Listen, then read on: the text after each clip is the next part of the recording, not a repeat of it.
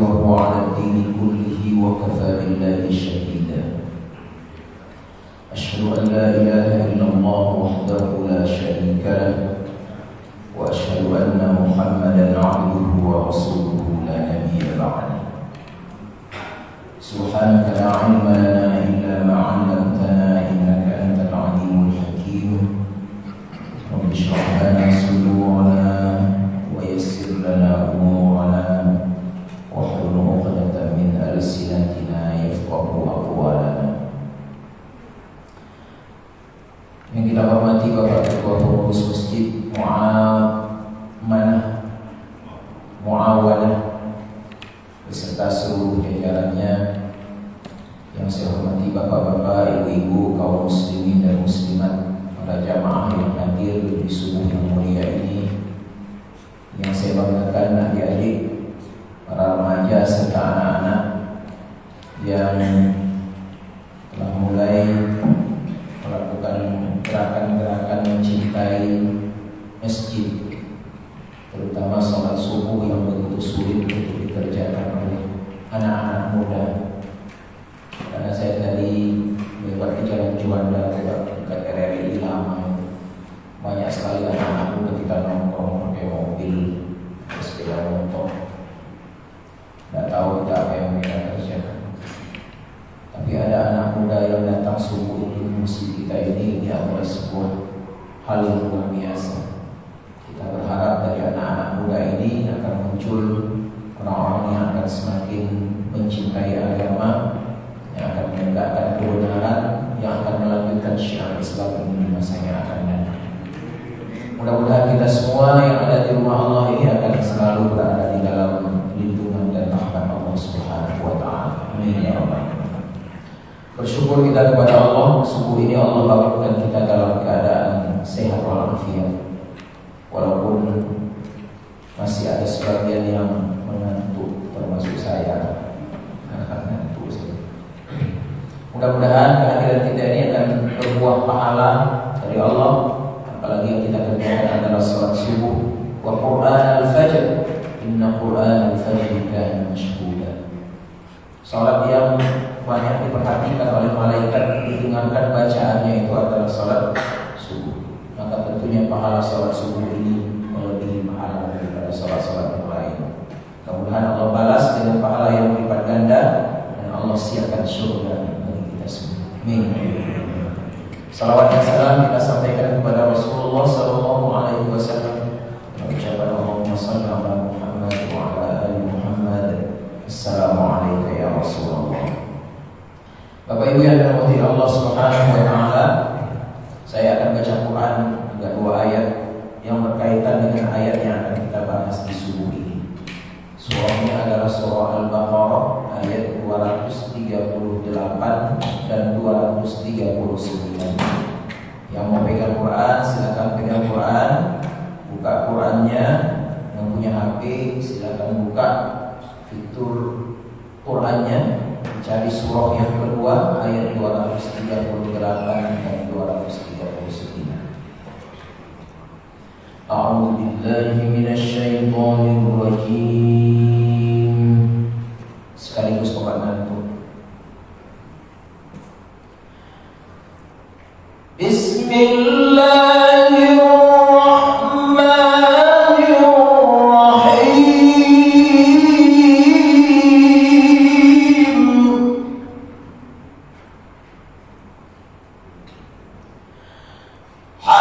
حافظوا على الصلوات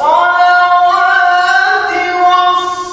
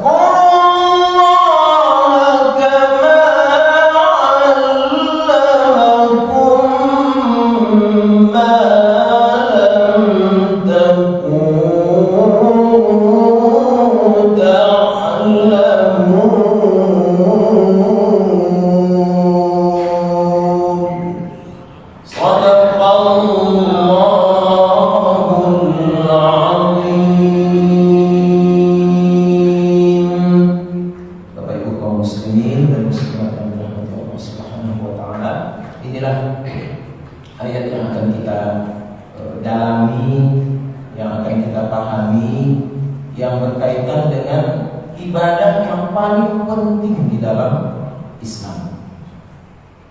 Ibadah yang menjadi penentu diterimanya ibadah-ibadah kita yang lain. Ibadah yang akan menentukan apakah kita akan layak masuk surga. Ayat ini sangat penting sekali, dan inilah ayat yang berbicara tentang sholat. Bapak Ibu yang dirahmati Allah Subhanahu wa taala, kita artikan sebelum kita dalami melalui penafsiran Al-Qur'an. A'udzubillahi minasyaitonir rajim. Hafizu 'alas shalawat. Allah berfirman, jagalah oleh kalian seluruh salat-salat yang kalian kerjakan. Wassalatil wusta, dan jaga pula salat wusta. Wa qumu lillahi qanitin, dan kalau kalian berdiri di dalam salat itu, maka berdirilah dalam keadaan khusyuk. Fa in khiftum farijalan aw rukbanan, kalau kalian takut menghadapi sesuatu, salat harus dikerjakan, maka kerjakanlah salat itu meskipun dalam keadaan berjalan. Ataupun dalam keadaan kalian berada di atas kendaraan. Fa idza amintum, dan apabila kalian dalam keadaan yang aman, tidak ada kekhawatiran, fadhkurullah, maka dirikanlah salat itu, ingatlah Allah di dalamnya, kama 'allamakum ma lam takunu ta'lamun, sebagaimana Allah telah mengajarkan kamu apa yang tidak kamu ketahui. Surah Al-Baqarah ayat 238 dan 239. Kaum muslimin dan muslimat yang dirahmati Allah, sebelum kita masuk kepada penafsiran ini, ada informasi sedikit, iklan bagi yang ingin para remaja atau ibu-ibu atau bapak-bapak atau anak-anak yang mau belajar seni baca Quran. Kayak saya tadi bilang, tidak guru apa-apa. Maka silakan datang ke Masjid Ar-Rahman, Jalan Jenderal Sudirman, setiap hari Minggu pagi jam 8.30. Kita mengadakan pelatihan di bawah koordinasi Majelis Ulama Indonesia Kota Pekanbaru, kemudian pihak penanggung jawab Masjid Ar-Rahman. Insyaallah sudah kita mulai dalam 1 bulan ini, karena sempat terhenti selama 2 tahun. Selama 2 tahun kita hentikan, takut COVID ini, karena anak-anak kita kan datang dari berbagai macam kecamatan, maka mengurus kemudian menghentikan, dan baru dibuka bulan yang lalu. Silakan datang untuk bisa belajar, karena efek daripada menguasai seni baca Quran itu banyak, Bapak Ibu. Pertama, kepada muazzin. Kalau azannya dikumandangkan dengan suara yang bagus, insya Allah akan menarik orang untuk datang ke masjid. Yang kedua, efeknya imam. Kalau imamnya itu bagus suaranya, bagus kiraannya, insya Allah orang yang di belakang itu akan nyaman untuk ikut menjadi makmum salat berjamaah. Ini informasi. Bapak Ibu yang dirahmati Allah Subhanahu wa taala, kita masuk ke dalam asbabun nuzul. Mengapa ayat yang mulia ini Allah turunkan? Kalau kita lihat posisi ayat ini berada di dalam kelompok ayat yang disebut dengan ayat Madaniyah. Surah atau ayat Al-Quran yang diturunkan Allah di kota Madinah sesudah Rasulullah SAW melaksanakan hijrah. Tapi ada satu pendapat di dalam tafsir itu menyebutkan ayat ini itu turun 2 kali. Ada kemungkinan satu ayat itu saking pentingnya dia untuk memberikan informasi kepada umat waktu itu, maka Allah turunkan ayat itu sebanyak 2 kali. Tapi tak banyak. Rata-rata hanya sekali saja dia diturunkan. Tapi ayat ini dalam satu pandangan itu menyebutkan dia turun 2 kali. Pertama di kota Mekah, yang kedua di Madinah. Untuk apa? Untuk mengingatkan betapa pentingnya sholat itu. Yang pertama, yang diturunkan di kota Mekah, ada yang menyebutkan seperti ini riwayatnya dari Abdullah bin Mas'ud. Kata Abdullah bin Mas'ud, sebelum kami diperintahkan untuk hijrah ke Habsyah, Ethiopia sekarang, maka suatu ketika aku berjumpa dengan Nabi dalam keadaan sholat. Kita sholat. Maka kemudian aku mengucapkan salam kepada Nabi dalam sholat itu. Assalamualaikum ya Rasul. Nabi kemudian menjawab di dalam sholat itu, Waalaikumsalam. Awal-awal. Kemudian disuruhlah sebagian sahabat untuk hijrah karena kondisi kota Mekah yang sudah berat, ya, perlawanan dari orang Quraisy semakin dahsyat, ya, ancaman-ancaman semakin menakutkan, sehingga ada sebagian sahabat laki-laki dan perempuan yang diperintahkan Nabi untuk pergi ke Habsyah, yang dipimpin oleh Ja'far bin Abi Thalib, abangnya Ali bin Abi Thalib. Termasuk yang ikut ke situ Abdullah bin Mas'ud. Sekian bulan di situ balik lagi kaum muslimin ke Mekah. Ketika balik, Abdullah bin Mas'ud balik juga. Tapi suatu ketika dia berjumpa lagi dengan Nabi dalam keadaan sholat. Jumpanya dengan Nabi, sholat Nabi. Kalau orang jumpa kita di kedai kopi. Sholat Nabi. Abdullah kemudian kembali mengulang salam tadi yang dulu pernah dia sampaikan. Assalamualaikum ya Rasulullah. Tapi kali ini Nabi diam saja. Dia tak jawab sampai Nabi selesai sholat. Abdullah bin Mas'ud kemudian hatinya cemas. Ini ada apa? Kok tiba-tiba Nabi tak mau menjawab salam saya? Apa salah saya? Khawatir. Biasanya dijawab, tiba-tiba tidak. Akhirnya kemudian sesudah Nabi selesai sempurna mengerjakan salat, Nabi pergi menuju Abdullah bin Mas'ud kemudian berkata, Waalaikumsalam. Diundur jawabannya itu. Tidak seperti sebelum berangkat hijrah. Maka kemudian Nabi membacakan kalimat yang mulia ini, wa qumu lillahi qanitin. Kalau sedang sholat, berdiri di dalam sholat, maka berdirilah dalam keadaan khusyuk. Tak boleh ada satupun perbuatan kecuali hanya ditujukan kepada, termasuk tak boleh menjawab. Itu yang pertama. Yang kedua, Bapak Ibu yang dirahmati Allah, sebab turun ada di kota Madinah. Apa pasalnya? Pasalnya para sahabat ikut dengan Nabi sholat berjamaah. Nabi jadi imam, Allahu Akbar. Sahabat jadi makmum. Dia datang. Ketika jadi makmum itu Nabi mungkin baca ayat, atau mungkin Nabi diam ketika sholat zuhur dan sholat asar. Ada sahabat itu yang saling berbicara satu dengan yang lain. Dia bisik dengan kawan di sebelahnya. Berapa anak ini? Ya kalau sholat kan? Berapa orang bersalin ini? Mahal salin ini 3.700 ribu. Berapa kita punya? 10 tahun. Ya sholat kan? Akhirnya apa yang dilakukan oleh sahabat itu, ya, ditegur oleh Allah Subhanahu. Sahabat yang berbisik-bisik waktu sholat, kemudian ditegur oleh Allah, turun ayat ini, wa qumu lillahi. Seolah-olah Allah berpesan, jangan ada lagi yang ngomong sholat. Allahu Akbar, Allah yang Maha Besar.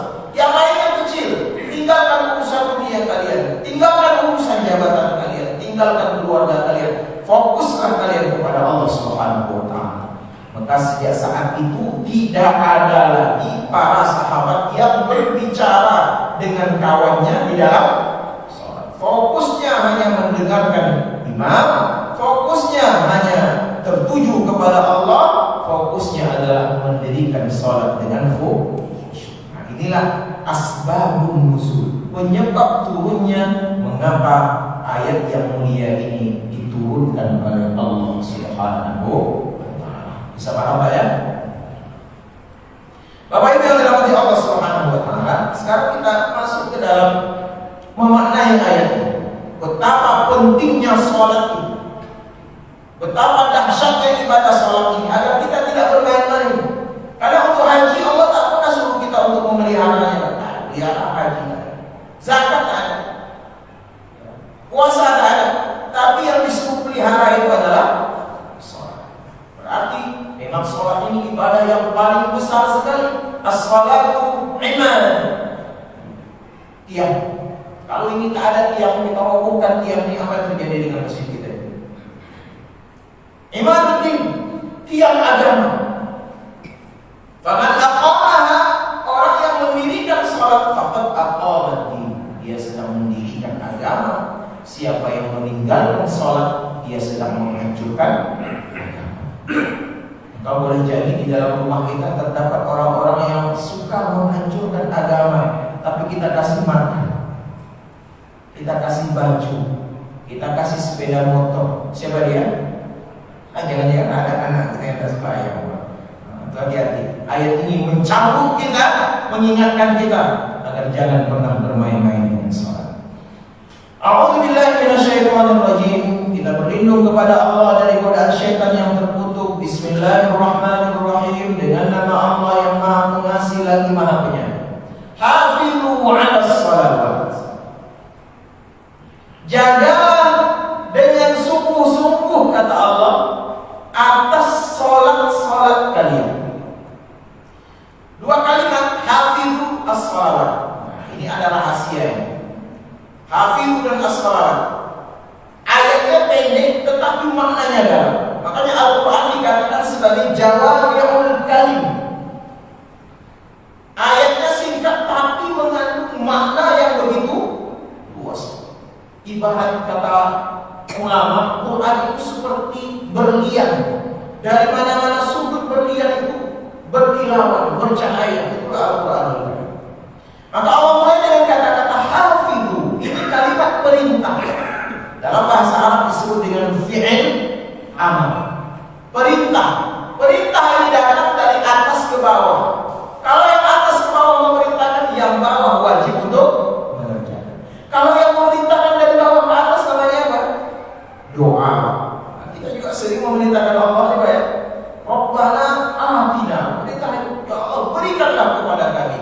Rabbana hablana, ya Allah anugerahkanlah kepada kami. Itu juga perintah. Tapi kalau yang bawah memerintahkan yang atas, yang lemah memerintah yang atas, itu di dalam usul fikih disebut dengan doa atau roja, permohonan. Kita bermohon. Ya, kalau kita bermohon harus siap dengan resiko, boleh diterima, boleh ditolak. Tapi kalau yang dari atas memerintahkan yang bawah, kalau kata mengerjakan digeser, dimutasi, pindahkan ke tempat yang lain, tidak taat. Ini perintah. Allah gunakan kata-kata hafizu, artinya jagalah, peliharalah dengan sungguh-sungguh. Dan Allah tidak menggunakan kata-kata ihfazu. Hafizah, orang yang hafiz Quran. Hafiz Quran orang yang hafal. Orang yang hafal Quran, orang yang menjaga Al-Quran dalam pikirannya, yang dia ulang-ulang terus-menerus, jadi hafiz. Tapi Allah tidak gunakan kata-kata ihfaz. Allah gunakan kata-kata hafiz. Apa perbedaannya kata para ulama? Kalau ihfaz itu ya sekedar menjaga saja. Hari ini jaga, besok enggak usah. Ya. Kemudian ada keterlibatan kita sendiri saja, tak perlu orang lain.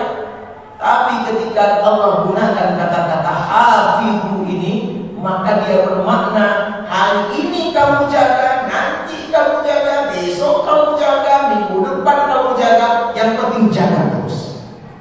Ini kata-kata hafiz, berkesinambungan kesinambungan penjagaannya. Kemudian yang kedua, Allah gunakan kata hafidhu ini, kata para ulama, ini menunjukkan harus ada keterlibatan orang lain. Tidak bisa sendiri, Pak. Makanya hebatnya ayat ini. Ayat ini sebelumnya, ya, sebelum surah Al-Baqarah 238, 237, 236 itu bercerita tentang keluarga. Kalau cerita tentang suami dan istri yang membangun keluarga, maka kata para ulama, rahasianya apa?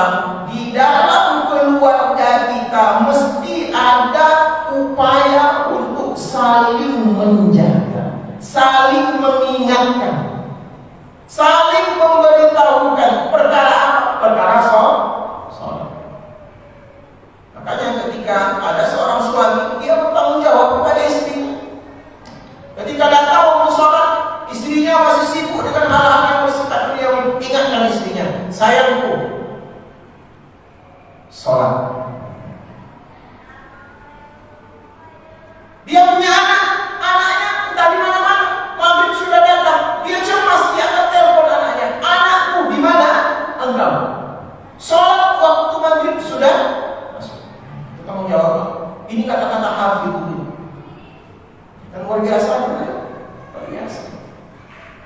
Apalagi bagi kaum laki-laki yang menjadi suami, yang merupakan pemimpin rumah tangga, tanggung jawab ini luar biasa. Kullukum ra'in.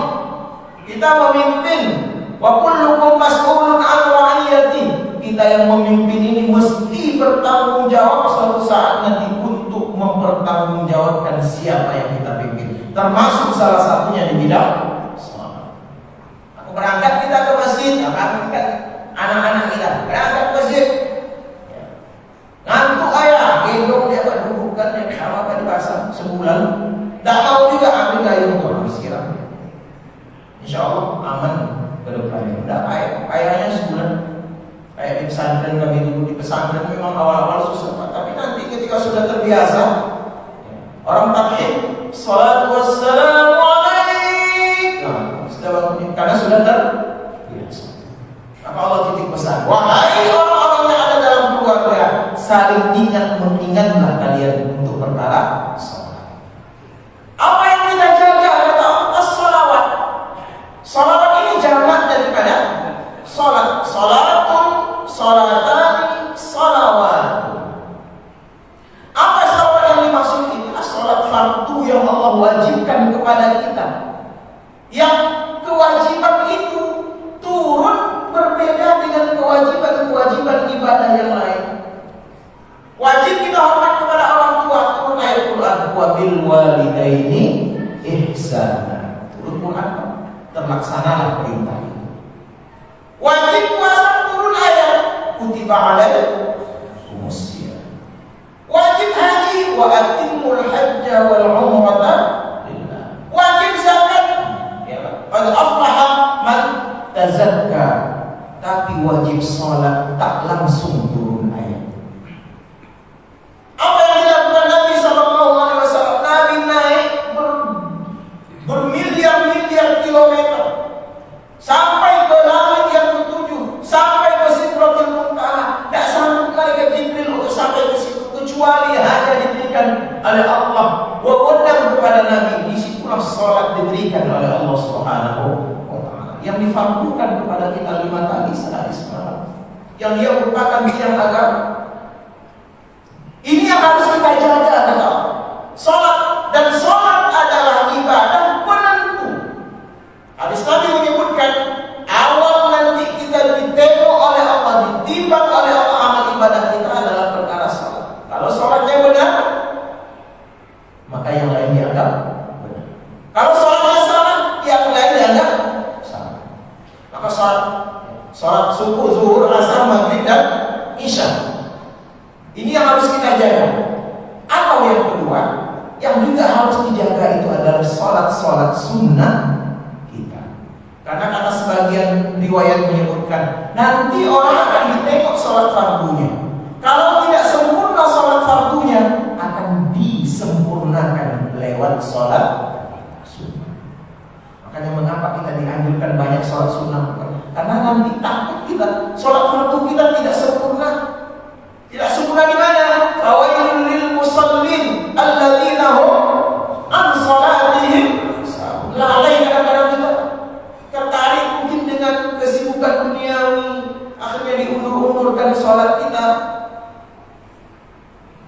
Atau kita sholat lebih banyak, kita ingat lagi harta kita daripada Allah. Ada sebagian orang seperti itu. Atau kita sholat, mungkin sholat kita terlalu cepat, tidak ada tumaninahnya. Maka disempurnakanlah sholat fardu tadi dengan sholat sunnah. Maka masuk ke masjid, tahiyatul masjid sholat sunnah. Sebelum subuh tadi ada kesempatan 4 rakaat, ya kan? Yang 2 rakaat disebut dengan sholat sunnah. Nanti ada lagi waktu syuruk, kita sholat isyraq. Nanti ada lagi waktu duha. Nanti ada lagi qobliyah, ba'diyah, zuhur, asar, maghrib dan isya. Ada lagi nanti sholat tahajud, ada lagi sholat wudu. Itu sebetulnya dalam rangka menyempurnakan sholat-sholat fardu kita. Bapak Ibu yang dirahmati Allah, apa yang kita jaga dari sholat itu kata Allah? Pertama, jagalah waktu sholat. Ihfad an awqatiha. Waktu sholat itu kata ulama ada 3. Ada waktu yang utama, ada waktu yang pertengahan, ada waktu yang. Maka yang paling utama kata Nabi adalah waktu yang pertama ini. Apa dasarnya? Suatu ketika sahabat bertanya kepada Rasulullah, "Ya Rasulullah, ayyul a'mali ahabbu ilallah?" Wahai Nabi, apa amal yang paling ahabbu, yang paling dicintai, yang paling disukai oleh Allah? Maka Nabi menjawab, as-salatu ala waqtiha. Salat pada waktunya. Mungkin masih umum pada waktunya itu. Ya, karena waktu zuhur itu kan hanya ada waktu pertama, ada waktu pertengahan, ada waktu. Tapi ada hadis lain yang menyebutkan bahwasanya amal yang paling dicintai Allah itu adalah ta'jilus salati li awwali waqtiha. Amal yang paling dicintai Allah itu ta'jilus salat. Ada kata-kata ta'jil. Ta'jil itu kalau kita kaitkan dengan ibadah lain, rasanya di mana tempatnya itu Bapak Ibu? Buka puasa. Ta'jil. 5 menit sebelum budur berbunyi kita ada duduk di depan meja. Itu ta'jil tuh ya. Buk. Langsung kita makan. Itu ta'jil. Rupanya ta'jil ini bukan hanya istilah untuk berbuka saja. Nabi juga gunakan istilah ta'jilus sholat. Sholat juga harus ditakjil, harus didahulukan, harus dipercepat. Kapan dipercepatnya? Fi awwali waqtiha, di awal waktu. Inilah yang paling afdal. Kapan mulainya Ustaz? Hayya 'alas shalah. Nah, itu tadi. Mulailah dia di awal waktu. Nah, ini amal yang paling dicintai Allah Subhanahu wa taala. Maka kalau tidak ada kesibukan, kalau tidak ada pekerjaan yang memang bisa kita tinggalkan, maka ta'jilus shalah inilah yang paling afdal. Jaga waktu, karena ini perbuatan yang sangat dicintai Allah Subhanahu wa taala. Bukan berarti yang lain tidak boleh, boleh. Tetapi sebagian ulama mengatakan makin ke ujung sholat itu maka fadilahnya semakin. Kalau ibaratkan kita ukur 100 Bapak ya. Kalau di awal waktu kita akan dapat 100, di tengah waktu kita dapat 50, di ujung waktu tinggal 10. Rugi kita. Harus sholat juga. Kemudian nampak sekali kadang-kadang kalau orang mengakhirkan waktu tanpa ada alasan, seolah-olah dia mendahulukan, membelakangkan Allah, mengakhirkan Allah daripada urusan-urusan yang pertama. Maka marilah salat dalam keadaan tepat waktu. Yang kedua, apa yang kita jaga kata para ulama, yaitu tentang kaifiyat salat kita. Tata cara salat kita. Jangan sampai salat kita itu keluar dari jalur yang sudah ditetapkan oleh Nabi. Apa jalurnya? Sallu kama ra'aitumuni usalli. Wahai yang mau salat kata Nabi, tidak bisa kalian berijtihad di dalam salat. Buat gerakan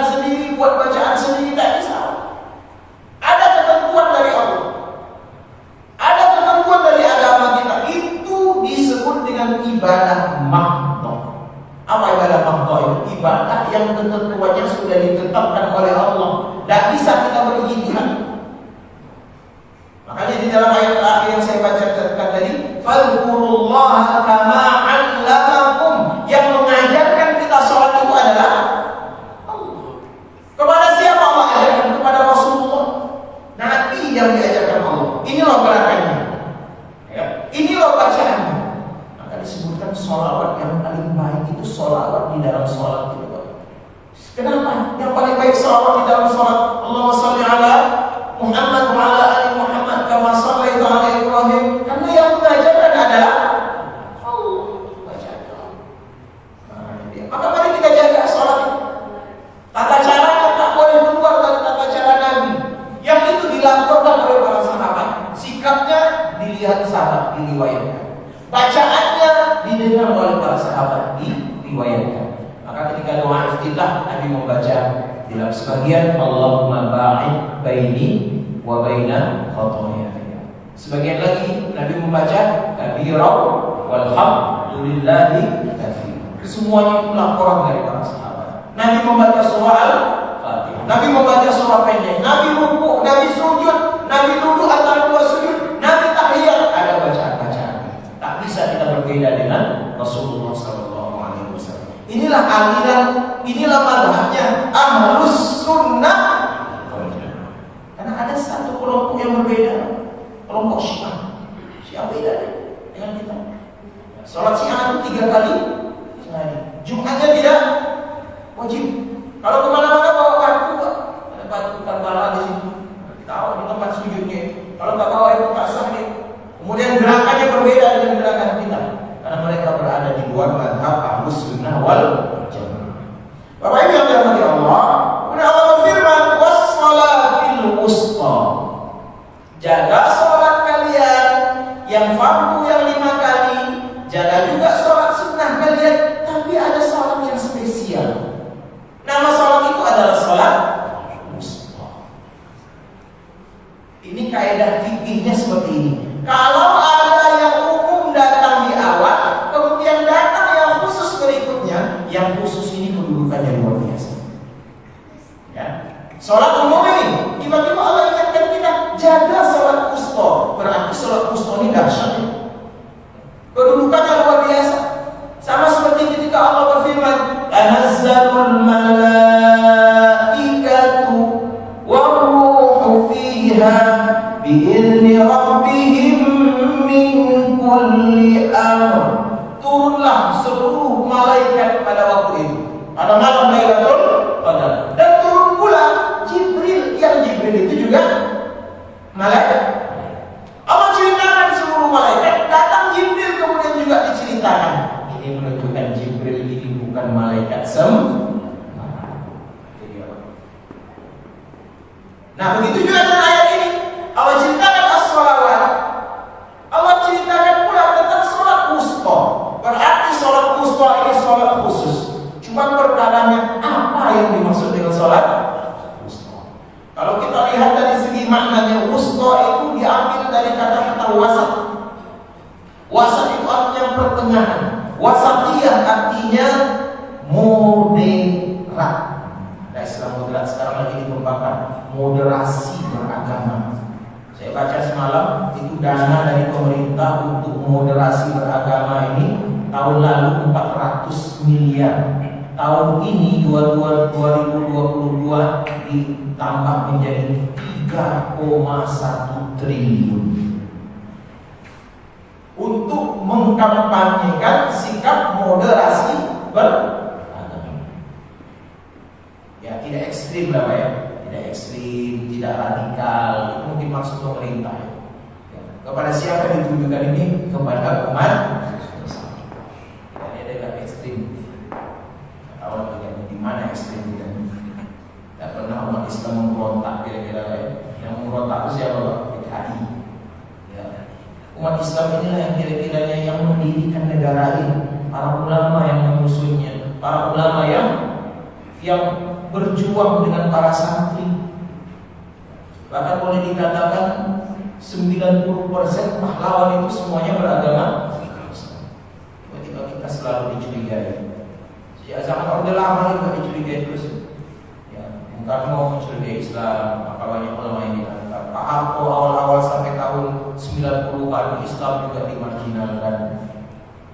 Sampai sekarang juga seperti itu. Maka kita berharap ya mudah-mudahan itu cepat selesai. Jangan dimusuhi umat Islam, tapi rangkul umat Islam itu. Ketika umat Islam menyampaikan sesuatu, anggap itu sebagai kritikan dan obat. Kalau tidak dikritik, mengapa terjadi kritikan? Ini kan masalah. Karena memang wakil kita tidak mengkritik dia. Wakil kita tidak menyuarakan apa yang kita sampaikan. Makanya ribut di bawah. Seandainya itu bisa disuarakan, maka selesai masalah itu, berfungsi parlemen ini. Tapi parlemen tidak berfungsi sekarang. Apa kata pemerintah semuanya diiyakan, jadi stempel pemerintah. Ya. Kenapa ini bisa terjadi? Katanya parlemen kita takut kalau ngomong agak keras sedikit nanti di BAW. Apa di BAW? Pergantian antar. Padahal modal banyak keluarnya. Itu masalah. Bapak Ibu yang dirahmati Allah Subhanahu wa taala. Wasit itu pertengahan. Pertandingan sepak bola kalau wasitnya pihak pasti kelainan. Jangankan di kita Indonesia yang memang banyak kelainan. Di Inggris sana itu, di Spanyol, ya, Liga La Liga, di Premier League itu, kalau wasitnya tak seimbang, kemudian berpihak pasti akan terjadi. Itu pertengahan. Maka Allah gunakan kalimat ini al-wusta. Apa yang wusta itu? Banyak pendapat para sahabat. Cuma yang paling kuat itu karena para ulama kuat. Pertama, ada yang mengatakan wusta ini adalah sholat subuh. Sholat lain. Siapa yang mengatakan ini? Ada dalil yang menyebutkan. Yang mengatakan ini adalah Abdullah bin Abbas radhiyallahu, sahabat Nabi, turjumanul Quran, orang yang pandai sekali menafsirkan Al-Quranul Karim. Ketika Nabi sudah meninggal dunia, Abdullah bin Abbas jadi imam di sebuah salat subuh. Ketika dia mau selesai salat subuh, selesai rukuk rakaat kedua, Abdullah bin Abbas angkat tangannya, Allahumma hdina fi man hadayt. Abdullah bin Abbas berkunut dia. Maka berdasarkan hadis ini kemudian Imam Syafi'i dalam mazhabnya meletakkan kunut itu bagian daripada sholat. Kalau imam lupa sholat subuh kunutnya, maka sebelum salam dia mesti melaksanakan sujud. Imam Syafi'i itu. Tapi imam yang lain tak ada kunut. Imam Ahmad bin Hanbal tak ada kunut. Tuh, Allah mahdini fi man hadayt.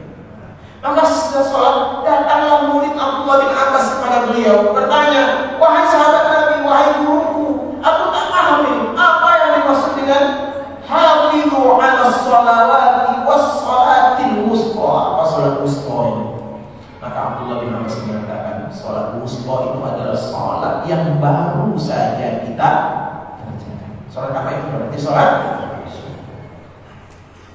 subuh ini spesial. Wa Qur'an al-fajr, inna Qur'an al-fajr kana mashhuda. Ada ayat yang saya bacakan tadi, aqimis sholata liduluki syamsi ila ghasaqil laili wa Qur'an al-fajr inna Qur'an al-fajr kana mashhuda. Bacaan salat subuh itu mashhuda, disaksikan oleh para malaikat. Maka dahsyatnya kita datang lagi malaikat nengok kita, mencatat kita. Dan ternyata sholat subuh ini adalah sholat yang paling dibenci, yang tidak disenangi oleh satu kaum, yang kaum ini berada di tempat yang paling dasar di dalam neraka, yang disebut dengan kaum munafik. Maka kalau ingin tengok orang tidak munafik, tengok orang yang sholat subuh. Itu janji Nabi. Karena menurut riwayat, pada waktu subuh dulu dikerjakan itu Masjid Nabawi itu tak ada lampu. Jadi Nabi itu nak nampak orang, ya, orang yang datang ke masjid, ini tidak perlu datang karena Nabi tak lihat kita. 7 tahun katanya Masjid Nabawi itu tak pakai lampu. Sholat maghrib, sholat isya dan sholat subuh. Sehingga gelap. Tak khawatirlah kita tidak datang dan kita melihat kita. Itunya orang-orang munafik. Ini pula sholat yang dikhawatirkan oleh orang kafir. Sholat apa dia? Sholat subuh. Kalau sudah umat Islam penuh masjidnya di sholat subuh seperti sholat Jumatnya, itu tanda-tanda berbahaya. alarm bahaya bagi orang-orang kafir. Sebentar lagi umat Islam akan menguasai. Sudah mulaikah itu? Alhamdulillah, sudah mulai sedikit demi sedikit. Kalau kita bandingkan di masjid kita ini, mana ramai Jumat daripada subuh? Kalau Jumat sampai ke sana, kalau subuh sampai Jumat sampai ke sana. Nah, ini tugas berat kita, tugas berat pengurus, tugas berat jamaah, tugas berat pemuka masyarakat muslim di sini. Bagaimana kita yang orang sangat banyak di sini, subuh ini bisa kita perlukan seperti salat Jumat. Ini dakwah. Qur'an ila sabili rabbika. Ambil ingatkan. Gunakan segala macam cara. Cara pertama ini lontong yang gratis. Kalau bisa besok kasih bingkisan khusus sholat subuh. Tidak apa-apa, infak, sedekah. Kemana lagi uang itu kita salurkan, kecuali untuk mengajak orang. Kalau sudah terbiasa mereka dengan sholat subuh, insya Allah ini sudah awal yang sangat bagus. Subuh saja dia kerjakan, apalagi yang lain. Itu logikanya seperti itu. Ini berat sholat subuh itu, maka diingatkan, hafiz, jaga betul dia kata Allah. Pelihara yang sebaik-baiknya. Nah, ini yang pendapat pertama. Pendapat kedua, dan ini pendapat yang lebih kuat, lebih masyhur, dan ini datang dari mulut yang mulia Rasulullah SAW sendiri yang menyebutkan makna daripada salat wusta itu adalah salatul asr. Salat asar. Kalau subuh mengapa berkaitan dengan itu? Mengapa salat asar spesial? Karena salat asar juga dalam posisi yang krusial juga pengerjaannya. Kalau bapak kerja mungkin di kantor, di lapangan, di migas segala macam itu beratnya itu ketika berada pada waktu asar. Karena mungkin posisi tubuh dalam kondisi yang sudah mulai lelah. Apalagi siangnya sudah mulai terisi, angin sepoi-sepoi, masa itu kan. Maka kalau wailulahnya tidak diatur, maka bisa bocor sampai ke waktu salat maka diingatkan oleh Allah Subhanahu wa taala, jaga asar itu. Dan Nabi pernah mengancam orang yang meninggalkan salat asar. Siapa yang meninggalkan salat asar dengan sengaja, kata Nabi, maka orang itu seolah-olah sedang menghilangkan maluhu wa ahluhu, sedang mencampakkan, sedang membuang pertama maluhu, hartanya yang dia miliki, yang kedua wa ahluhu, keluarganya. Artinya apa? Nilai salat asar ini luar biasa sekali, ya kan? Itu yang pertama. Yang kedua, Nabi pernah berdoa, semoga Allah memasukkan api ke dalam perut orang-orang yang meninggalkan salat asar, kemudian memasukkan api ke dalam kubur orang-orang yang meninggalkan salat asar. Maka dua salat inilah kata para ulama yang menunjukkan apa yang dimaksud dengan salat wusta. Maka mari kita jaga asar, kita usahakan ada di sini, subuh kita usahakan ada di sini, kita ingatkan keluarga kita untuk datang ke masjid ke sini salat berjamaah, sehingga mereka mencintai ibadah yang sangat mulia. Kalau kita punya anak jauh-jauh, kos di Jawa, kos di Medan, kos di Padang, ya kan? Atau mungkin dia sedang di pesantren, mungkin bisa komunikasi. Pertanyaan kita yang pertama sekarang, sudahkah kamu sholat? Yang banyak orang tua damakan, gimana motornya, gimana nilainya, bertambahlah berat badan kamu sekarang, ayatnya kirim uang tiap bulan ya. Sekarang ganti Pak, nah sholat kamu bagaimana? Sudahkah dijaga? Sudahkah dikerjakan dalam berjamaah? Sudahkah kamu paham maknanya? Karena ternyata ini dasar yang akan menjadikan anak kita itu jadi anak yang ketika dia sholat, nah baru doa, Allahumma ighfirli wal walidayya warhamhuma kama rabbayani shaghira. Inilah awwalin shalihin yang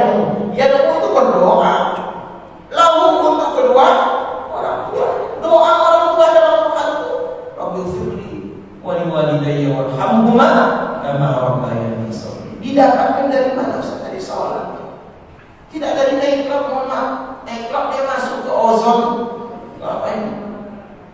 KTV, nah mungkin dia dalam itu dia doakan Allahumma firli wa li walidayya. Mustahil.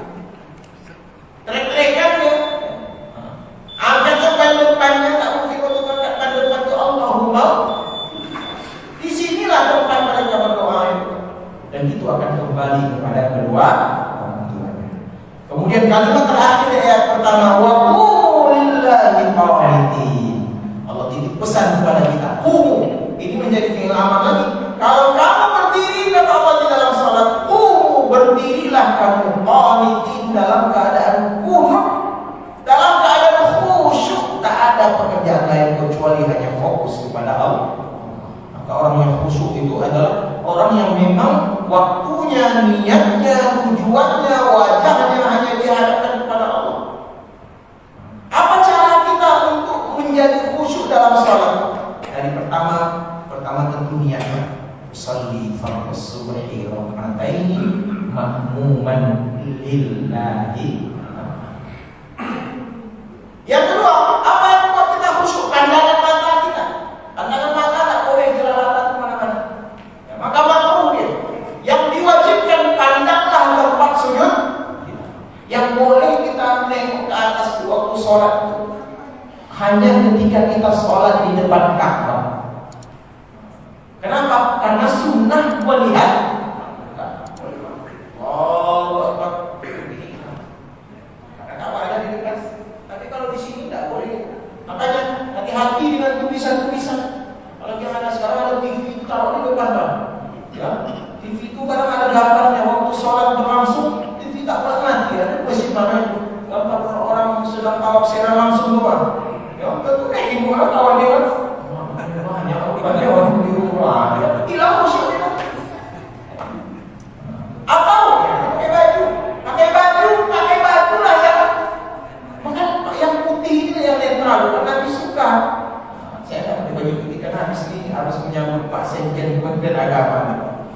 Ya, yang putih ini kan insya Allah tak ada pertanyaan. Ya kecuali mungkin ada putih hitam. Apa kata jemaah di belakang? Kenapa nggak dicuci baju Pak? Ya, ambil putihnya bersih. Ya. Atau jangan ada tulisan di belakang, baju kaos itu kan?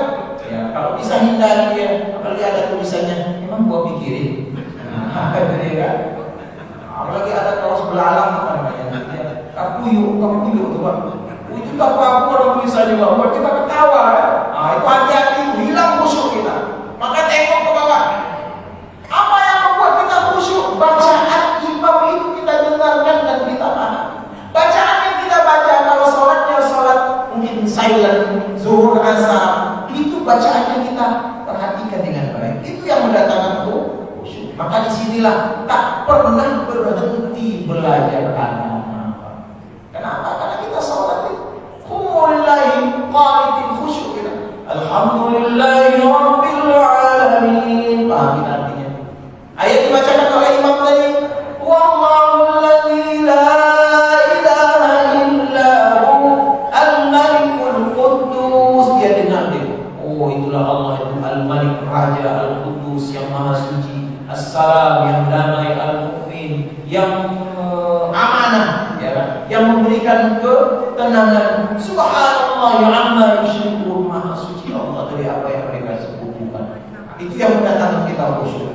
Khusyuk bisa mendatangkan air mata. Banyak orang yang nangis, betul-betul. Wah, masalah neraka diceritakan, takut dia, kaget dia, kemudian menangis. Itu luar biasa tangisan di dalam sholat itu kalau khusyuk. Inilah yang sangat dicintai oleh Allah Subhanahu wa Ta'ala. Terakhir, baik itu beriyalah al-mubana. Kalau kamu dalam keadaan takut, maka kerjakan sholat itu dalam keadaan berjalan ataupun di atas kendaraan. Ini menunjukkan dalam keadaan apapun sholat tak boleh. Aman damai kita sholat, sehat kita sholat. Dalam keadaan selain itu mesti sholat. Dengan sakit harus sholat. Bahkan khiftum di sini takut di sini dalam kondisi perang. Tak ada perkara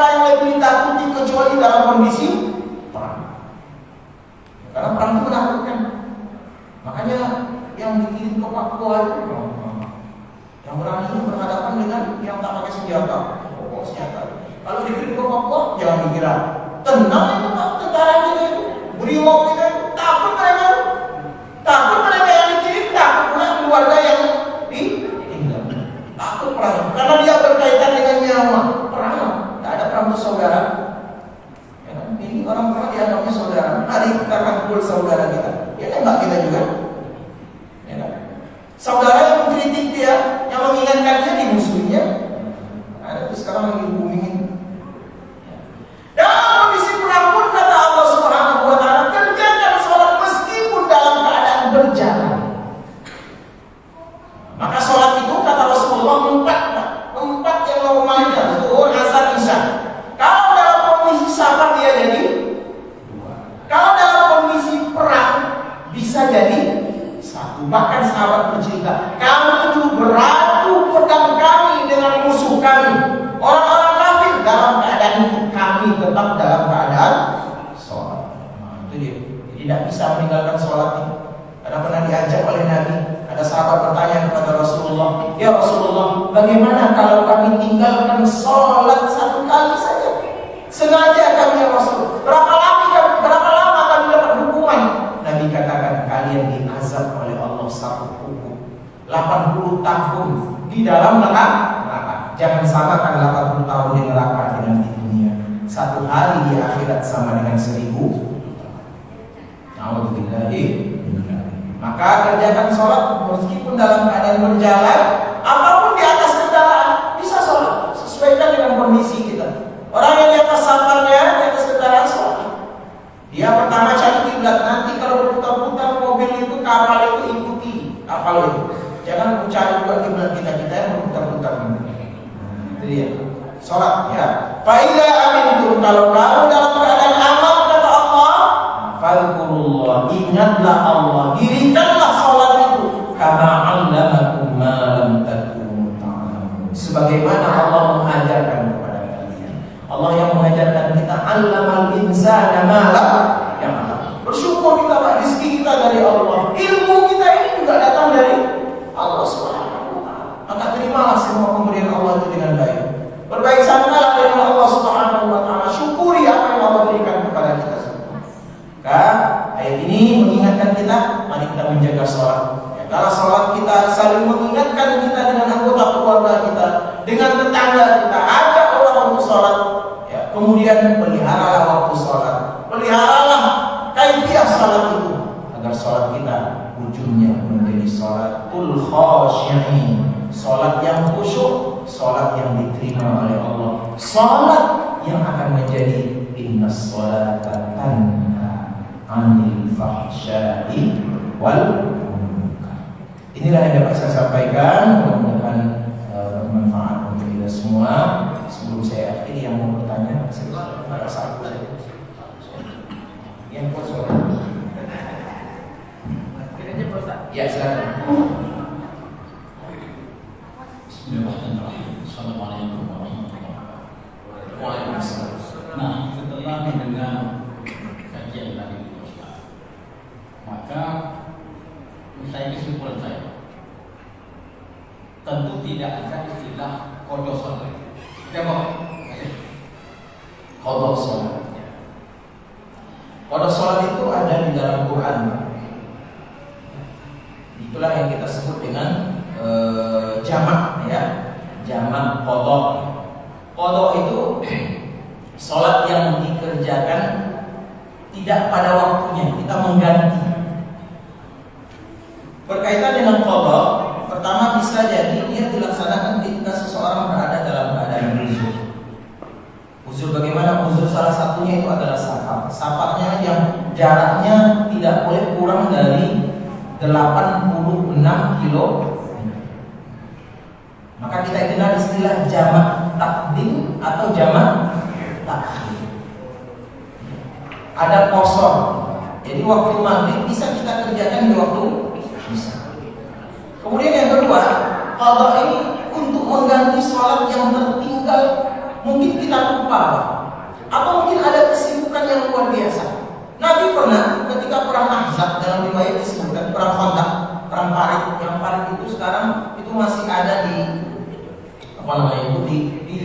seputaran kota Madinah itu pernah tinggal sholat asar.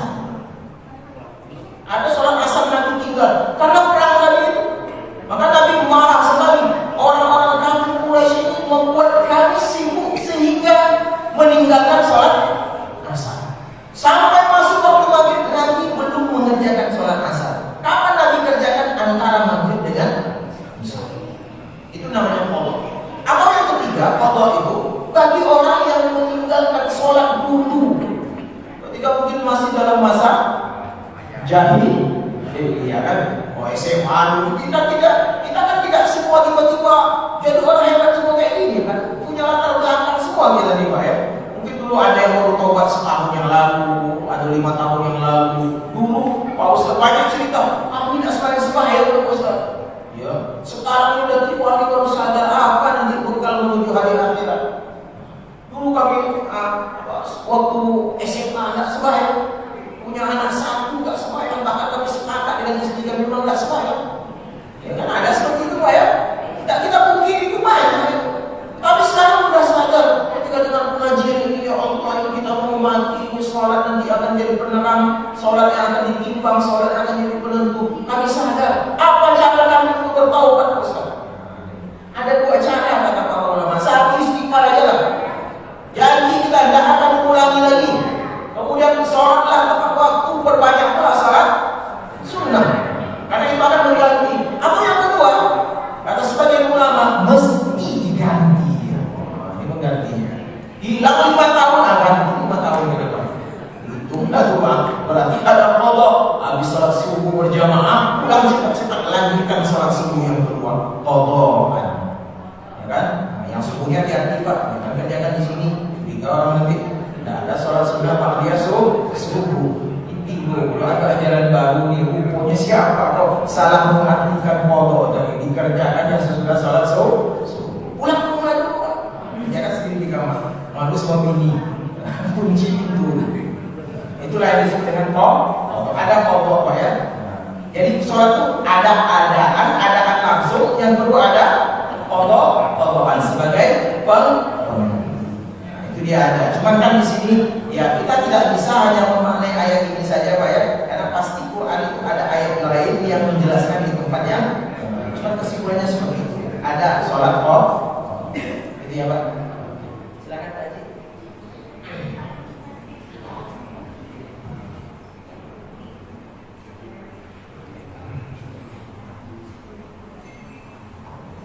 Assalamualaikum warahmatullahi wabarakatuh. Tadi Ustaz menerangkan ancaman Allah terhadap orang yang melalaikan. Pertanyaan saya, apa yang dimaksud dengan melalaikan ibadah? Apakah mundur waktu sholat itu termasuk yang melalaikan sholat? Terima kasih Ustaz. Assalamualaikum warahmatullahi wabarakatuh. Terima kasih luar biasa Pak pertanyaannya. Fawailul lil musallin alladzina hum an sholatihim. Mereka lalai.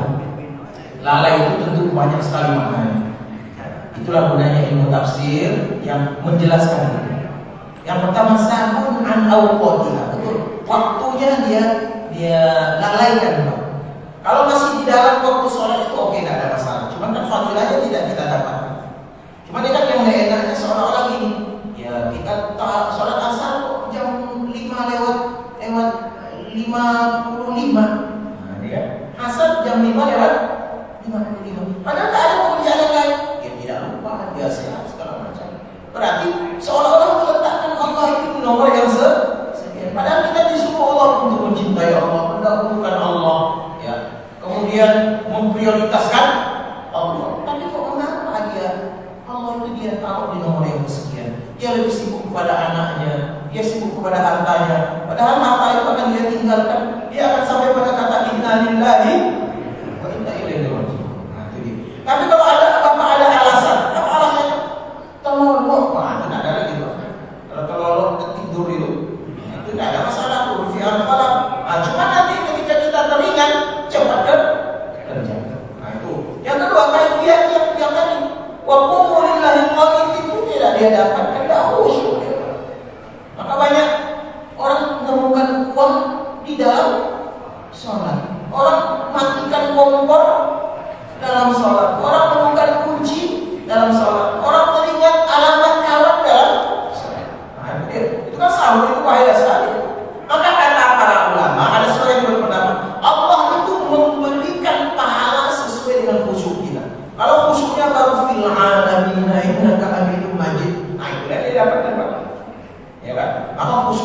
mesti mulai daripada usolli fardhal maghribi salasa raka'atin adaan ma'muman lillahi ta'ala.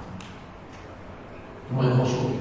Wajjahtu wajhiya lillahi alhamdulillahi rabbil alamin. Qul ya ayyuhal khusyuk ya. Kalau tidak ya tidak dapat apa-apa. Maka kata Nabi, banyak orang nanti dia sholat tapi tidak dapat apa-apa. Dilipat oleh Allah sholatnya, dilemparkan ke wajahnya karena sholatnya tidak berpengaruh sama sekali. Sholatnya hanya sekedar sebuah membayar hutang, yang bayar hutang. Sholat yang paling tinggi itu adalah kebutuhan. Tidak butuh Allah. Nah, jadi banyak sekali usaha itu, ya. Yang ternyata yang lebih dahsyat lagi, ada orang sholat zuhur dikerjakan di waktu asar. Jadi banyak sekali itu. Tapi yang penting di sini adalah kita jaga, karena Allah sudah ingatkan kita tadi, hafizu, jaga.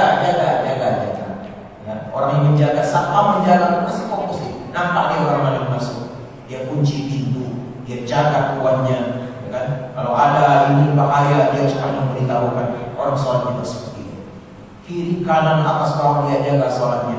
Jangan sampai sholat itu tidak membekas apa-apa pada dirinya. Intinya sholat itu bisa menjadi pencegah kita dari keji dan kalau seandainya sholat betullah para pemimpin kita di atas depan, insya Allah semuanya akan aman, ya kan? Mereka tak akan mau korupsi. Ini kan kita banyak sekali ada KPK, ada kejaksaan, ada polisi, ada BPK, ada inspektorat, ada BPKP, apa lagi Pak?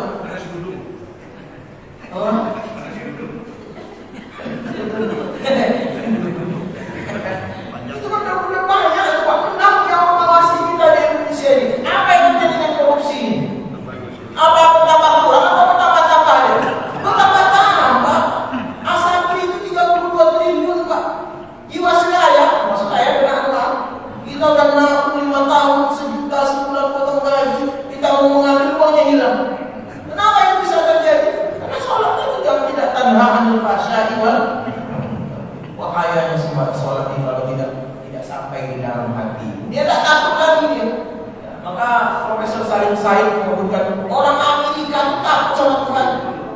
Ya, orang Eropa pun masih takut dia dengan ini. Yang paling berani dengan Tuhan itu adalah orang Indonesia. Dia sumpah dia pakai Quran, sesudah sebulan dia sumpah ditangkap KPK, dia masuk ke dalam penjara. Ya, nah, ini gara-gara sholat belum benar. Maka mari kita sinkronkan antara sholat, memelihara sholat